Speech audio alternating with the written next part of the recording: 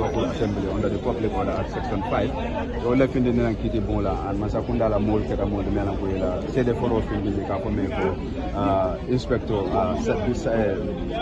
Alasana Iba, well attended before the court, Kapa introduced for his PIU officer, Melanguela and Inspector. Ataja the PIU office in Banjul, in Carnival, but he's a resident of Banjul. So according to him, he got an information from his commander, Sar, that is Superintendent Sar, that there were people that were legally or illegally gathered at Pira, and he given order to go and dispatch them. So then they bought their vehicle, and upon arrival at Pira building, they found young boys that were gathered with placards, written, and they were chanting.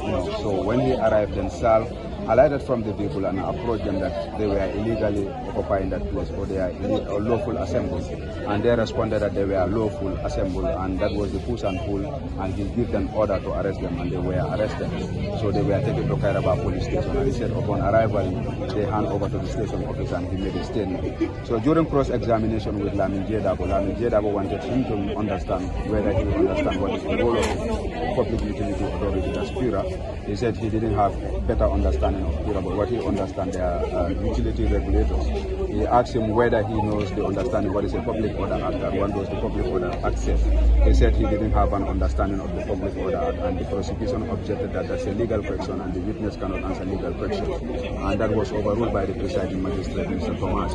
Then he was asked whether when they arrived, they asked the boys whether they have obtained a permit. He said no, they didn't ask, but they told them they were lawfully occupying that place.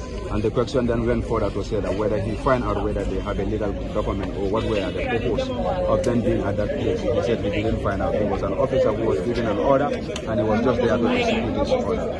So that was the question that they have. But due to time, the matter was adjourned. Samson Jedabo, Lamin Jedabo, who is representing the accused party, has requested for all the evidence that the prosecution will intend to rely on, to be given to the prosecution as requirement by law, that any document that the prosecution will rely on must be served to the other parties so that they prepare themselves. And this order was granted by the presiding magistrate, Mr. Ture, that prosecution should supply them all the documents that they intend to rely on. The matter is adjourned to the 2nd of October, the continuation of cross-examination. Briefly, sir, for the